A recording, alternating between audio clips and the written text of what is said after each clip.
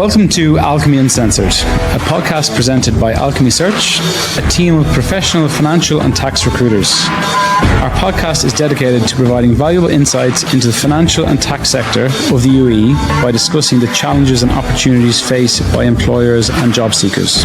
Alchemy Uncensored is the perfect podcast for those looking to gain a competitive edge in the finance, accounting and tax industry of the UAE. Stay informed on the latest job market trends, developments and conversations to stay ahead of the game.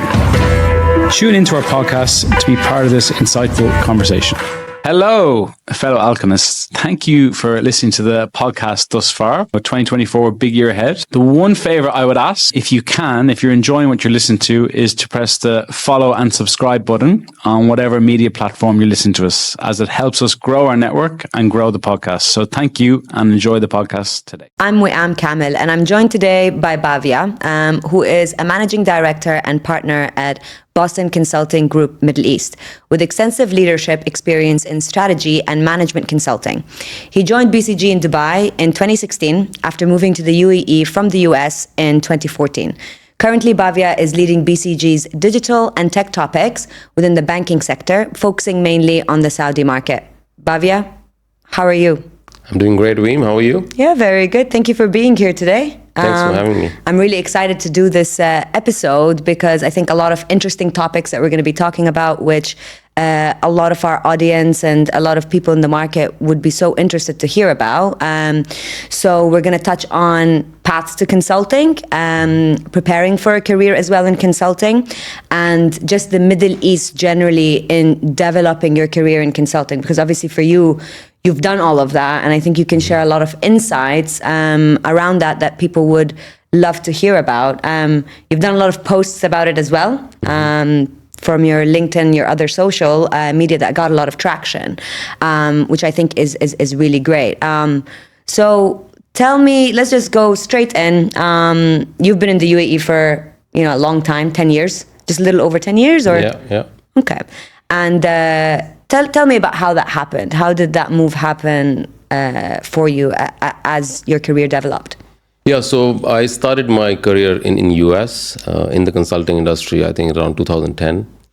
And after that, at a point, 3-4 years in my career, it was a bit too far from my hometown, which was back in India. So the decision to move closer to India was pretty much a personal decision at that point in time. And honestly, I had no idea what Middle East was back then, So the firm I was working with back then gave me an opportunity to actually try out, a few offices. One of them was Dubai. Yeah. And I did try Dubai and really loved it. What were the options? Dubai? So it was Dubai, Mumbai, and Singapore. Yeah.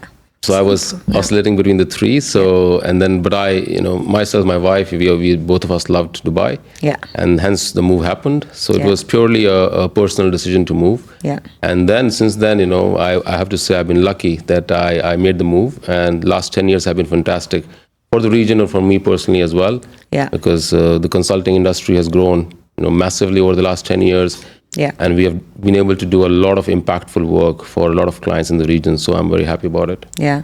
Did you always kind of expect yourself to end up here in a way, or like how did you feel about it whenever that happened? Or did you feel like, okay, I know that I'm going to go somewhere and it ending up being Dubai? Like, did you have that sense or not? Not really, yeah. So I was just going with the flow back then, and then ended up in Dubai. And look, Dubai has a lot of good things about as a city itself. The ecosystem that is there in Dubai, in UAE in general, has been fantastic.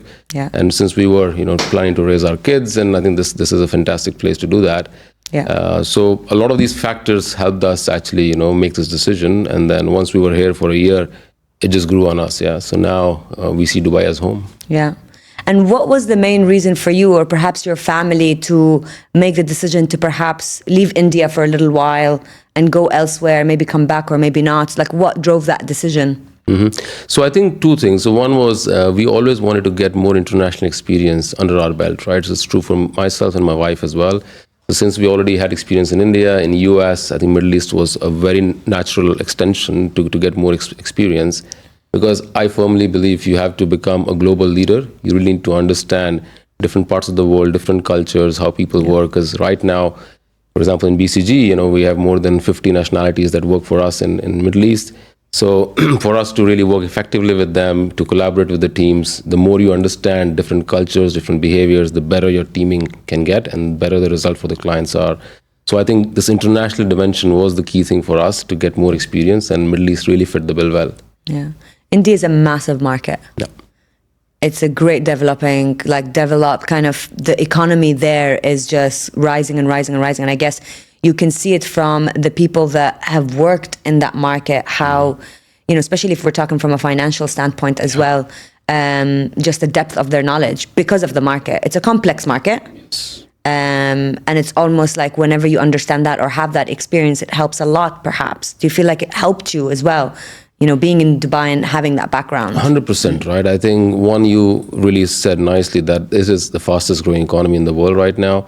There is a lot of innovation on the tech side that's happening as well, which I have exposure to, and I can bring that knowledge to Middle East, which is really helpful. I think the most important point also is that there's a lot of strong linkages between India and Middle East. Yeah. So here, a lot of my clients that I serve actually come from Indian origin as well. So that helps me build a network as well. Yeah. So, we can get the knowledge and expertise from India, get the learnings from that economy, bring it here, plus leverage the local connections. I think that is a very good recipe for success. Yeah. And, you said tech a lot. It's a buzzword, right? How does the tech world kind of compare in India and here? Like, what's the comparison that you see, or just on surface level, let's say? Yeah, so tech is a broad term, right? So when I say tech, this is mostly around how do you use technology to actually deliver more value for different clients. Yeah, it could be across sectors, public sector, private sector, etc. And I think the innovation that's happening in technology is massive, globally. So it started, I would say, from the Silicon Valley in the US, which also I have exposure to, and then in the last, I would say, 5 years, especially post-COVID, it took off really massively in India. So Bangalore is kind of the new Silicon Valley of if you say, of the East. And from there, a lot of innovation is happening, which is now trickling into Middle East as well. Yeah. And Dubai is a great example where there is a lot of innovation that's happening, especially in the financial market side, with the IFC leading the way. Also in Abu Dhabi, the government is very supportive. So you see a lot of new fintechs, for example, coming into the domain in Middle East.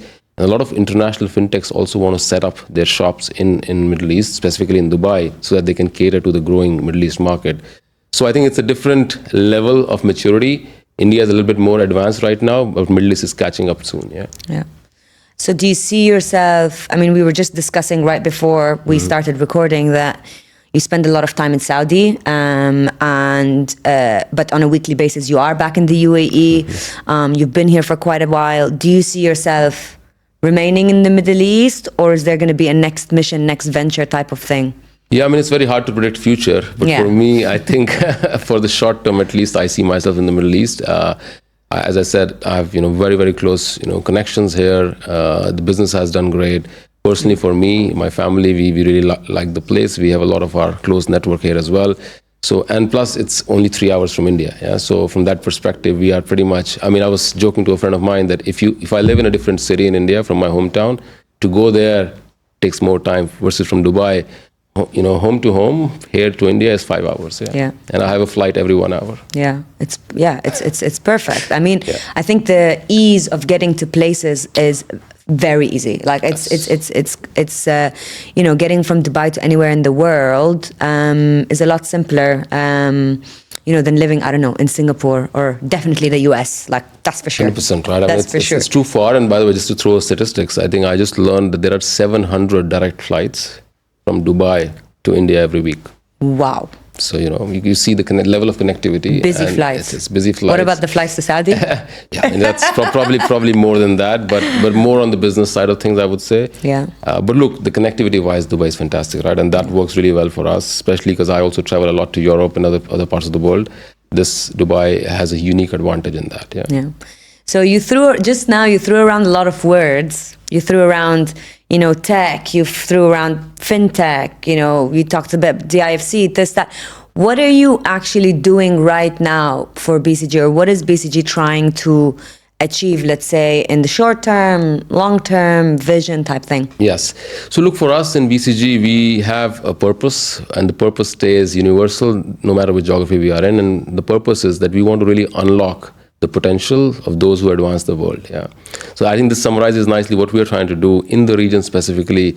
Since the level of ambition of growth is so high, we are helping the public sector and the private sector on three fronts. One, achieving their national strategies. Second is more about helping the society get better in terms of skilling, in terms of getting more education, better infrastructure, so that overall as a society it can thrive. Because it's not important just to do economic growth, but also the society has to grow in parallel to that. And last but not the least, how do you build long-lasting competitive advantage? Because end of the day, it's a competition. So how do you build sustainable competitive advantage for the Middle East? And that's what we are focused on as well. So these three are our top areas where we are supporting clients locally here in Saudi, UAE, other markets as well, so that they can really thrive no matter what the global economic situation is. Yeah. And then I know that BCG has so many different service lines, right? Sometimes from an industry perspective, and also, you drill it more down into the niche areas. I want to talk about exactly what it is that you do within that, because especially from a technology, let's say, and fintech and stuff, that has, especially with what we've seen in the region from a banking side and financial services side, it's just gone crazy, right, in the last few years. So what is it that you help clients do? So there are various things within the digital and technology domain that I do for the banking sector specifically. So one example is, let's suppose a bank is offering traditional services to its clients, which are pretty much, branch-based. You go to a branch, sometimes you have on mobile as well. How do you think delivering all the services that you have on your in your branches through the mobile app in a very intuitive way that the customers really don't need to go anywhere and they can do everything they want from a bank through the mobile app, right? So thinking through those customer journeys, how do you get best-in-class experience? A lot of the customers are now exposed to Amazons of the world, etc., and they want the same level of quality of service and customer experience that they get from Amazon in a banking application as well. So that's one part of the world that we work with, that we do, right? Second, it's also helping a lot of new emerging fintechs to see how can they compete and provide better services with banks. So for example, I've supported extensively a leading fintech in Saudi, which became the first neobank also in Saudi as well. How do they scale up and compete with the large banks who have been in the market for 40, 50 years, right? Thinking about the value proposition, thinking about how can they attract customers, how can they scale up, and potentially also go beyond Middle East. And now some of the fintechs are also thinking, now that we have captured the Middle East market, how can we take this model to actually go beyond Middle East, maybe in North Africa and some other markets which are more closer to Middle East. So this is the type of work we are doing. And maybe the last thing I would say is also helping some of the large banks upgrade their core infrastructure as well. What's existing already, basically. How to get better. How to get better, because a lot of work is still manual that happens behind the scenes. So how do you automate, also using new technologies like Gen AI, which is a transformative technology in itself. So we are helping a lot of traditional banks think about how can they embed AI in their back office so that they can automate and be more efficient in their processes. Have you always done this side? Like, have you always, since the start of your consulting career, like, have you always done tech within the banking sector and that type of strategy stuff? Or was there a kind of like a, let's say, a natural evolution in that?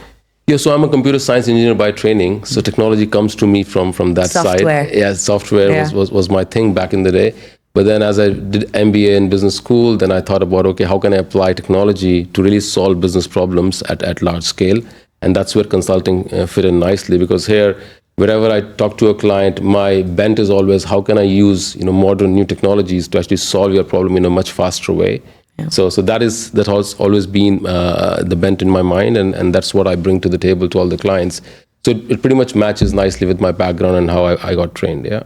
Let's talk a little bit about, from a consulting standpoint, there's so many angles, right, that you can get into it. I mean, you started in computer science. There's some others that start in different types of engineering, some that do accounting and finance and then get into it. So what are the different paths that someone can take within consulting? Because we do find that a lot of candidates, for us as a recruitment business, we get this question a lot from candidates in the market. So what do you think about that?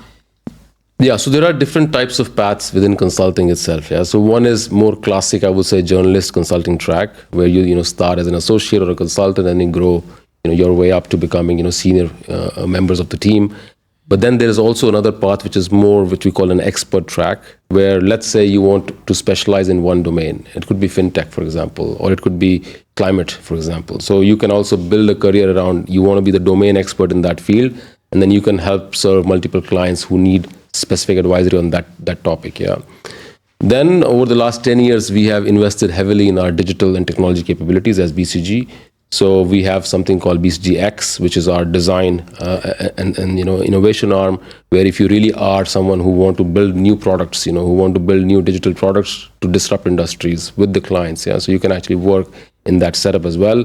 And last but not the least, we also have our technology subsidiary, which is BCG Platinum, where we actually solve a lot of the problems on the client side on the core technology topics as well. So depending on your skill set, what your ambition is, we have different options within consulting career. It all starts, the classic model is what you pretty much well know, but now we have diversified into very different other models, including the expert track and the BCGX and Platinum as well. Yeah. How do you make that decision though? Like, I know you said it's depending on your passion, your skills and things, but that's a hard decision to make, as in, okay, I want to specialize. If you're going to go through the expert, let's say, not generalist path, how did you make that decision? Like, how was it, okay, I'm going to do tech in banking? Like, so it was for me, it was easy, because I only knew this, and then I naturally grew into it. And back then it was only the traditional classic consulting model 10 years ago, right? All these things have come in the last 10 years pretty much.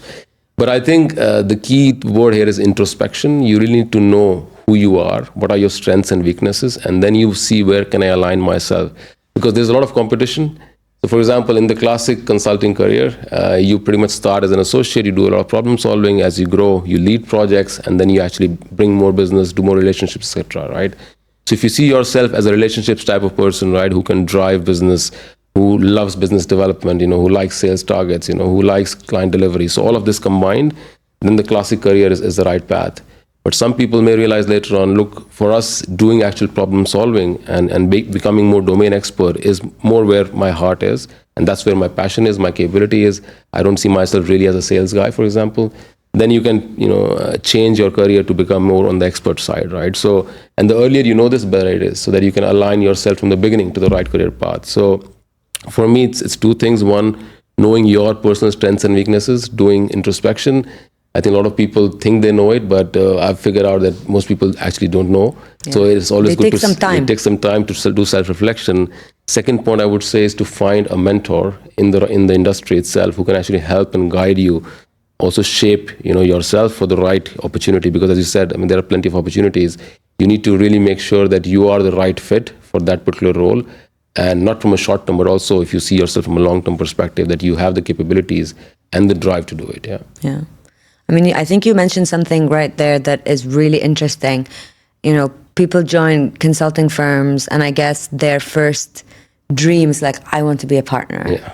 Like, that sounds like a dream, but the realities of it could not be that. And the truth is, not everybody will reach that level. And that's why a lot of people probably midway through, maybe at senior manager, director level, decide, well, you know what, maybe I want to leave consulting, or maybe I want to stay, but that's not really the path that I want to take. But it takes quite some time to figure that out. And from your side then, as your younger self, like, what would you tell yourself about this? Because it sounds like you've done a lot of also introspection about what yourself and what you were looking for within consulting, because it's not all roses and unicorns and, No, absolutely, right. And that's true for, I think, every career profession that you take, right? So, but self-reflection, introspection is the key, and being honest with yourself, So for me personally, I do this every 6 months, that, hey, do I still want to do this? And the answer is yes, and it has to be an honest answer. And then I say, okay, and then what's next and how it will be different for me? Because the key thing consulting gives you is there's a lot of challenges thrown at you, at every time in your career, right? So it's not a stagnant job. And for me, that is the main kick that I get from this, that I'm solving different problems with different clients, all the time, It's not like a steady 9-to-5 job. You go, you have one thing to do and you do and come back. I'm not saying that's a bad model, but for some people that's a good model, but for some people it may not be, right? And that's why you need to do this continuous, introspection, as you grow along in your career.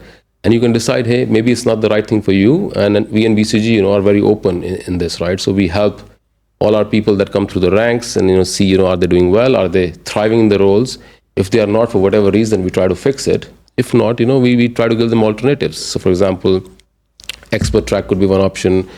Sometimes people also try to do internal So roles, what's the difference properly? Like, I just want to understand a bit more about that. So this is not something that exists in all consulting firms, right? This expert track that you're talking about. How does that work? So at BCG, for example. Yeah, so it's basically saying, right, that you want to be a domain expert, let's say in climate, Yeah. So I want to say that I'm the climate person and I'm going to solve climate-related issues at different clients, and that's going to be my, career path going forward. And you grow, you have a similar trajectory like an associate as a consultant, etc., and then you grow in that career. But as you grow senior, you become, let's say, a partner and director. You would still be a senior member of the firm without, let's say, explicit sales, targets, right? You would still be known as the thought leader in that topic, but you are not responsible to actually drive sales. You are pretty much responsible to drive new thought leadership, helping clients, and so you embed yourself in different account teams and serve those clients, but you're not directly responsible for the relationship. Yeah. Do you see that happening often as well? Yes, it happens often. It does. And a lot of people are passionate about topics, and I think that's a great career path. And that's why we created this path, because we saw there are many people who really don't want to be a traditional consultant all their life. They want to be, specialists known for something, and this is a great way, because we all know this world is moving more towards specialization. The more specialized and in-depth, detailed knowledge you have, the better your market value is also, right? Yeah. I mean, a lot of people listening to this today would be, or, they would be thinking, well, I am in consulting now. Maybe I need to, think about that, or think about how I want my career kind of to develop. Do you have any advice to those that would be listening that maybe are younger, that are maybe on the track? Maybe some good advice about the good things about it, and maybe a little bit honesty about the bad things about it. Yeah. So look, I think if you are in consulting already, you pretty much know the whole scope. Yeah. But the key thing for me is, if you like problem solving, right? If you like having different problems that you need to work at the same time, if you can deal with that, and if you love travel, I think if you have all of these things, if you check all of them, consulting is a great path for you, But if you're struggling with some of these dimensions, because a lot of people say, no, I want to focus on one problem at one time only, then I think this profession is not maybe ideally suited for you. So it gets back to the point around, you really need to think about, is this the right thing for me? Because on the downside, I've seen people struggling also, because the work-life balance can take a hit. Since you travel a lot, especially if you have family back home, they can also be in a bit of a pressure. So other thing that has worked for me nicely is that be very transparent with your family and kids, what you do, and tell them why you do it, why you like it, so that they can understand and appreciate what you do, and then they can be more cooperative and receptive. If that does not happen, then I would not be able to do this job. So that's another thing to keep in mind, that make sure that your near and dear ones know what you do and why you do it, and hopefully they appreciate that.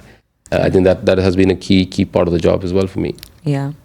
I mean, I can relate so much to this, because at the end of the day, even from recruitment consultancy, is the same. Consulting is consulting at the end of the day, right? Okay. So it's like working with so many companies at the same time, trying to hire for them. It's very different to hiring many jobs, maybe for one.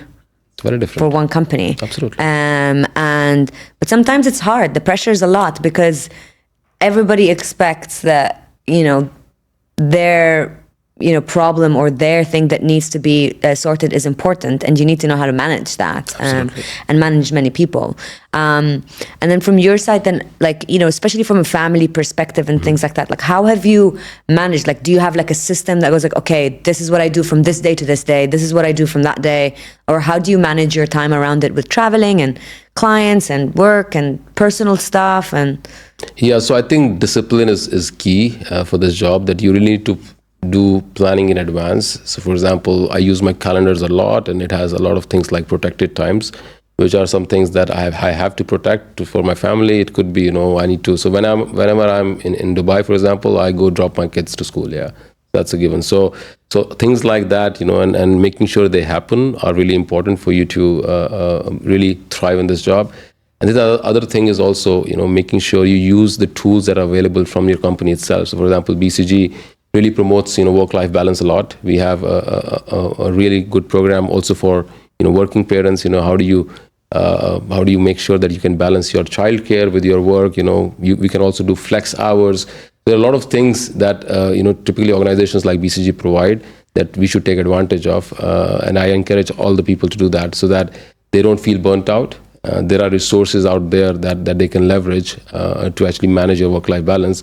But the most important thing comes back to discipline. You want to make sure that you have this quality time reserved for your near and dear ones as well. Yeah. Like the Middle East is a very different part of the world than, the US or Europe in many things. Maybe even from a cultural perspective, the things that you just spoke about, regarding flexibility and things like that. Have you seen that in the Middle East, they've become a lot more flexible when it comes to these things as opposed to before, or in comparison to other parts of the world like Europe or US? Yeah, so I think it has changed quite dramatically over the last 10 years, especially post-COVID, I would say. There has been a lot of emphasis because COVID was a nice reality check for a lot of us who were just running in this, I would call it a mad race, and then it's like, who wins first? And then post-COVID, they all realized, it's a zero-sum game, end of the day. So you rather take a balanced perspective towards life in general. Yeah. And I think that's where organizations also woke up and suddenly decided, okay, we need to do much more to take care of our employees. Because consulting firms for sure and many other companies, it's all about the people that you have. If you can nurture your people well, the company will do well. It's very simple. That's the only asset. That's the only asset you have, right? So, and this is all you need to nurture, take care of, and this will drive your future trajectory. So I think over the last 5 years specifically, I've seen a lot of change, not only from consulting firms but also from the clients that we support. They also went through this whole journey themselves, and now they are more appreciative. Also, for example, before COVID, you always have to be on the client for every project every day. So FaceTime was very important. Now clients are much more receptive to do some meetings, over Zoom, WebEx, and that also helps a lot in terms of your work-life balance, right? So all of these things have contributed, quite a bit in I would say a new ways of working, and which is more conducive towards, a much more healthier work-life balance.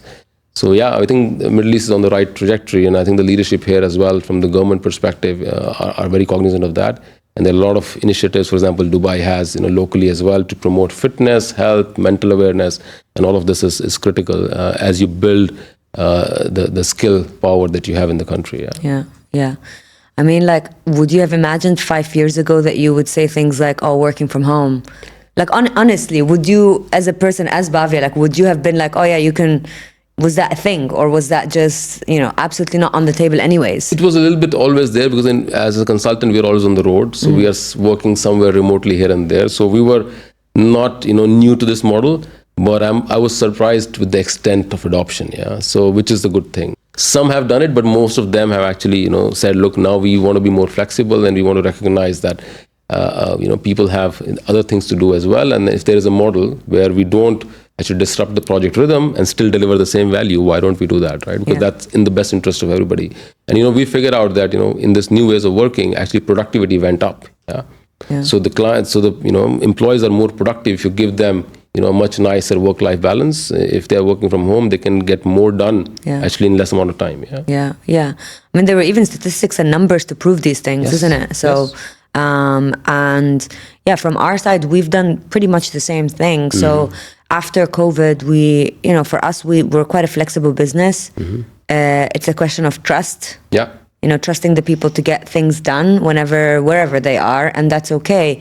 In certain situations, it's like you never should feel that, you need to ask for something, or, I need to go pick up my, sick child from school, or this or that. It's just, it's a given, and you trust people to get things done. And that flexibility, I think, really matters now a lot more than it ever did before. Yes. We see that in recruitment, and we see that the best people, the best candidates ask for this flexibility. 100%, right? Look, I think I'm sure we see the same as well in our recruiting trends. Other thing I would say is, especially when I do recruiting, one of the things, of course, in consulting, the interviews are quite, structured, and they're very thorough. We are notorious for having a long, interview process as well. It's an interesting point, actually. Now that you're touching about interview process, for you, what do you think it's important to prepare? Let's say somebody is just starting off their career in consulting. As you said, the interview process can be quite thorough because, the best of the best always cherry pick. You need to really come on top and perform really well. What do you think people need to prepare for when coming to these type of interviews? Obviously, one thing you just mentioned now, regarding attitude, I guess, and just desire and that drive. But then what else would you say that they need to prepare? Yeah. So I've done a fantastic LinkedIn post on this topic, but I'll just recap, what I said there. So two things, right? So one is they really need to understand and have a story around why they believe they can be a successful consultant. Yeah. A lot of people cannot articulate that. And if you cannot articulate that, then it's very, difficult for you to succeed in the interview, right? So knowing your strengths, weaknesses, and then aligning that to a consulting career is very important, right? So that answer needs to be well prepared, rehearsed, whatever you want to do, right? So that's one. Second, I would say case interview is a very critical part of our evaluation process, right? And this is a very unique type of interview. So you cannot just say, okay, I'm a smart person, I'll go there and just crack it on the fly. It does not work like that, right? So you have to prepare these frameworks in advance. You have to do some mock preps, interviews, etc. And there's a very good, there's some books in the market that you can read, which is there in the post as well. So I think you need to really be structured in how you prepare for this interview as well. And once you do these, mock-ups, you're ready, and then only you show up for the actual interview. And the last thing I would say is make sure you talk to a lot of people, who work at that firm. Because every firm is unique in their ways of working, etc. The more you can relate to those points in the interview, the better you can differentiate yourself. Because as you said, right, it's super competitive, and we have hundreds, if not thousands, of applications for sometimes few opportunities. So the more work you put in this whole preparation process, the better you are prepared to actually excel in the interview. Yeah. I mean, it is definitely a very tough interview process. And I guess at some firms, it's different to others. Yes. Obviously, it depends on tier. Yes. It depends on the caliber and things like that. What do you think about the whole business school? Because some firms require business school qualification. What do you think about that? Do you agree? Do you disagree? I don't know. Yeah, there's no right or wrong answer here, right? So I think I'm a big believer of if you have the right skill set, you should be able to do the job. Yeah. So for me personally, I don't, really differentiate between who has a business school degree or something else. I mean, we have people from all different types of backgrounds who have done regular masters, sometimes in psychology, etc., and they don't come from business backgrounds. And honestly, that is very important for us, because if we take the same type of profiles, then we will not deliver the value that what we can deliver with diverse teams. I'm a big believer in diversity, and making sure that you staff your teams, project teams, with people who come from different backgrounds, cultures, etc., is very important, because the whole aspect of problem solving comes from the diversity of thought.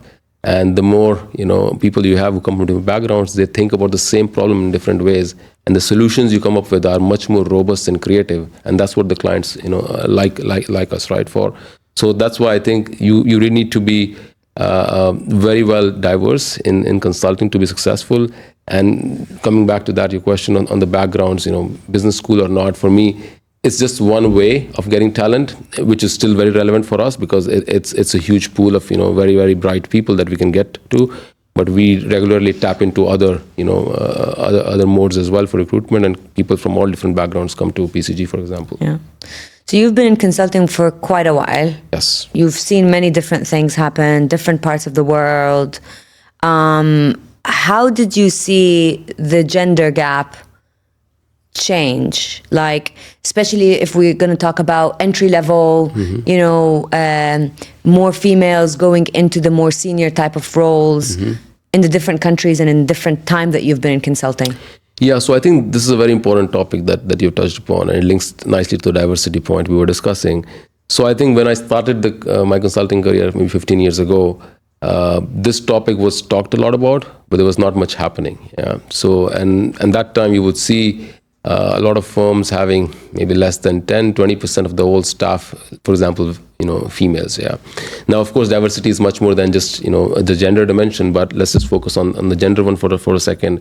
Over the years, firms have realized that the more diverse your team becomes, the more gender diversity you have, the better your business outcomes are. Yeah. And that's when they got serious into saying, what can we do to actually attract more women, for example, to consulting career? Because as we discussed before, it's not an easy career to be in. Yeah. So for us at BCG, for example, we have a dedicated Women at BCG initiative, which is a global initiative where we have exclusive, programs to actually help mentor, coach females so that they can actually survive, thrive in this consulting career. I myself am a women champion at BCG, and I personally mentor 2-3 female colleagues of mine so that they can actually come to me anytime outside work as well for any advice, and I specifically take care of their careers. And if they are having any issues, how can we better help them? So as a result, we have at BCG, let's say right now, almost 25% of our senior leadership is females, which is a great number for us. And we obviously want to do more. And what we are doing right now in terms of our fresh intake as well, roughly, let's say 45% of new hires in BCG are females. Yeah. So that's the kind of commitment we are putting, because we see that much value, and we are providing all the necessary tools and support to females within BCG to succeed. Because the more diverse we get, the more successful we will be. Yeah. I mean, it's a tough thing. It's a tough job to do as a woman, I think, as well. I mean, we talked a lot about like travel and, being under pressure and working a lot of things at the same time. Sometimes that could be quite overwhelming with, especially for a woman that has a family or, children, and it's hard to manage all of that together, isn't it? So, and it's good that I feel like some companies are taking that into consideration, especially within consulting, because that's probably where they need it the most. 100%, right? And look, I think one thing that also helps us is that we have some good role models, the women role models in BCG, especially in Middle East. For example, our Dubai office head is also a woman. Yeah. And, we have, very, very successful women partners who have, done great, and they all have nice families. So it can work, right? There are great role models, and that's what people look up to, yeah. So for any company who wants to take this, embrace this, they really want to make sure that you have few role models within the company that incoming females can look up to, and they can learn from them, because that setting up these examples are very important. And then, of course, you need to have right programs and tools to help them as well. I'm very passionate about this topic, by the way. Excellent. Like, very, That's very good. passionate about it. Because, I think it's good to have an example, because some women need to believe that it's possible. Because if they're being told that it's not possible and they don't have an example in front of them, it's very hard for someone to be the exception or believe that they are the exception. Absolutely. But then whenever you see it happening and you see these women in leadership positions, it inspires a lot of women that are upcoming as well in their careers. I mean, we've seen that happen a lot, like within recruitment, where, at entry level, or let's say junior side, we see a lot of women. That's fine. They all are very ambitious, and they get their education, they get into work, everything's fine. They progress in their career. But then there's like a cliff where they fall off, where it happens to be the time where they have families, and, companies, I guess, need to support that and support them coming back into work and how they do that. Because I think I've seen like some statistics around at the entry level and at senior end, how it can be so different. Yes. But I think specifically in the Middle East, we've come such a long way. It's incredible. Like 5-6 years ago, whenever I used to work some roles, I never used to hear or see the preference towards females, whereas now we probably have a bit of a preference, as in, two people, similar skill set, but we need more diversity. Not just that reason, but it's like, okay, this is great, because I can get a female that can do the same job, and they're brilliant, but I need to support them, etc. So I think the Middle East has done a great job. I mean, our office is, I would say, 50 or 60% female. Very good, yeah. And last year, 51% of our placements were female placements. So they were female candidates. And that was up by, the year before that, it was like 45. So we can see a clear increase. And that was incredible. And it's not the case that we are pushing for it. The clients are choosing that. Yeah. Our job is always to give diversity in our shortlists whenever we give that. And the clients are the ones that choose at the end of the day. So we're seeing that the choice is changing a lot. The choice is to, hire more women, and the choice is to give that flexibility to women, which I think is great. No, I agree, right? I think one more thought that comes to my mind is, so one of my mentors at BCG is a female, and she, has coached me really well, over my career at BCG. And one of the things that I observe in her, and that could be relevant for any female watching this podcast, is, whenever you want to take, no matter what job it is, what career it is, always think that your competition is yourself. Yeah. Don't try to compete with somebody else. Okay, if somebody else is 2 years ahead of you or 1 year down you, it really does not matter in the long term. Yeah. If you can embed this mindset that your competition is yourself, and you are a unique person and your journey is unique, it's kind of irrelevant to compare yourself, because we as humans fall into this trap very easily. Hey, my friend is doing this and he was 2 years behind me, now he's 10 years ahead of me, etc., etc. I think that really sets us back. Yeah. So a lot of the successful female candidates that I've seen, including my mentor, they are really focused on themselves, improving on their own, looking at their own journey and excelling at that. And that has given them such huge, advantage, so that they filter all the noise around themselves and they can focus on the right things. So I think that could be a game changer for any female candidate, especially coming into consulting. Yeah. Show up as your best. As your best, not right. Anybody else's best, just your best. And your journey is your own journey, yeah. And you are on your own, and you will survive and thrive in this business. So come with that confidence, and then you will see things will fall in place. Yeah. Yeah, it's really great to see that you guys have, at BCG, such a, I think, support system, let's say, from that perspective. So that's incredible. I've got a few personal questions for you. Sure.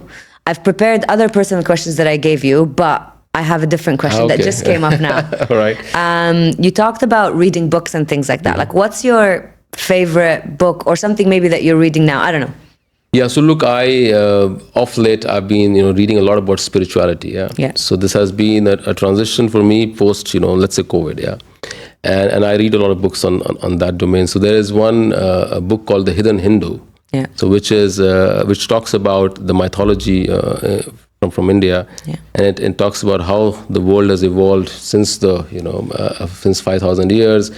What has happened in this world and how we are progressing into what they call as the next phase of evolution, which is very interesting to me. Because looking at, because a lot of the times we just look at this 50, 100 years of history and then see, okay, the world has been like that always. It has not been the case. Yeah. So a lot of this division that's happening now in the society really did not exist, 500 years ago, or even 1,000 years ago. So this is a very recent phenomena.